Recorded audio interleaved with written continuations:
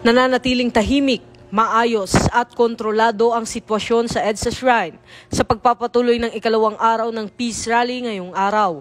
Patuloy ang pagbibigay seguridad at mahigpit na pagmamanman ng Eastern Police District sa pangunguna ni Police Brigadier General Aden Lagradante, District Director, upang matiyak ang kaligtasan ng mga dadalo sa aktibidad.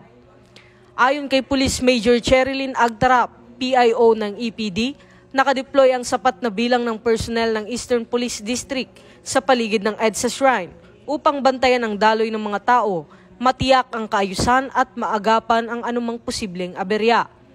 Samantala, nagbigay naman ng pahayag si Police Brigadier General Aden Lagradante sa kalagayan ng seguridad sa naturang lugar. Ang plan natin is for them to be deployed doon sa respective areas nila for 3 days. And just like today, nakikita natin na medyo maluwag pa. But regardless kung merong mga nag-assemble na or what, yung deployment natin ay according to our plan. Ang EPD is nandito lang, no?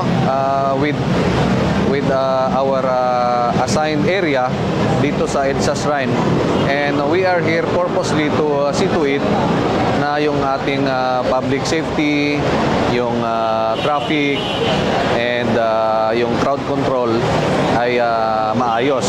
So it will be properly implemented and monitored by the command group of the EPD according to our designed security plan. Yung monitoring natin tuloy-tuloy naman yan. Of course, we continue to monitor any information regarding doon sa assembly kasi yun nga ang trabaho natin. But as of now, wala pa naman. But our duty ay hanggang mamayang gabi pa.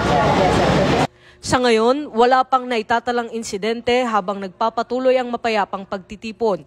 Tinitiyak ng Eastern Police District na mananatili silang nakahanda at nakaposisyon hanggat nagpapatuloy ang aktibidad upang protektahan ang publiko at mapanatili ang kapayapaan sa lugar. Mula rito sa EDSA Shrine, ako ang inyong PNN correspondent, Patrolman Don Rosas, alagad ng batas, tagataguyod ng Balitang Pulis.